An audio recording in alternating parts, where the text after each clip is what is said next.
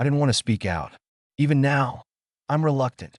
But with the Starkweather expedition gearing up to drill into Antarctica's ancient ice caps and scour the continent for fossils, I have no choice.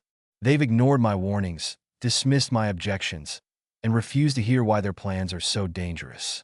So, against my will, I have to explain myself. What we saw during the Miskatonic University expedition was beyond comprehension, and I fear my words will fall on deaf ears. What I'm about to share will seem unbelievable. People will doubt the photographs, vivid and detailed as they are, claiming they've been digitally altered. The aerial images are striking, even disturbing, yet they too will be dismissed as forgeries. The ink sketches we made, with their eerie precision, will be scoffed at as the work of hoaxers. Still, I must speak. If I remain silent, the dangers will only grow. I have to hope that a handful of open-minded scientists will take my findings seriously. Those who are willing to judge the data on its own merits or to consider it in the context of certain ancient myths and legends that most dismiss as pure fiction. If they can grasp the gravity of what we uncovered, perhaps they can stop this reckless expedition before it's too late. But the odds aren't in my favor.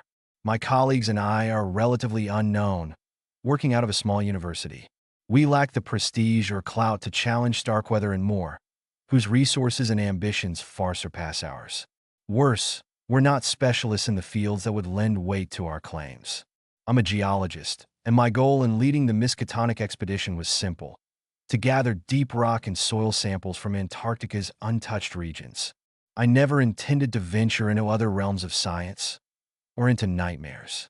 We were prepared, or so we thought. Professor Frank H.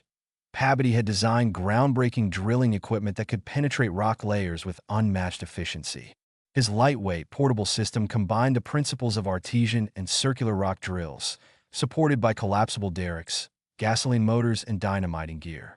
It was compact enough to be transported by sled teams, thanks to the aluminum alloy he'd developed. To support the mission, we brought 4 Dornier aircraft customized for Antarctic conditions. These planes, equipped with fuel-warming systems and rapid-start engines, allowed us to reach deep inland locations far beyond the limits of previous expeditions. With their help, we planned to study the mountain ranges and plateaus south of the Ross Sea, areas only partially explored by legends like Shackleton, Amundsen, Scott, and Byrd. Our mission was clear: to deepen our understanding of Earth's ancient history. Antarctica, though barren now, was once temperate, even tropical. Millions of years ago, it teemed with life, forests, rivers, and countless species of plants and animals.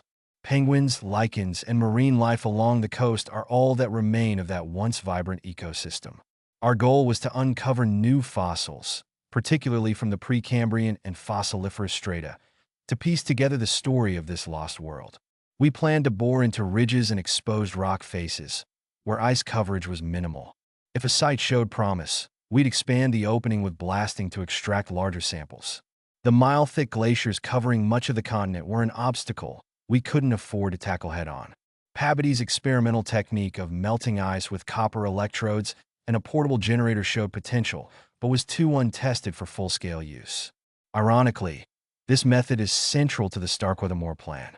We believed the risks were minimal. We were wrong.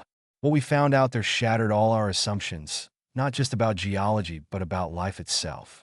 I'm speaking out because if this new expedition proceeds, I fear they'll awaken something ancient, something the world isn't ready to face. If they ignore my warnings, we may all pay the price.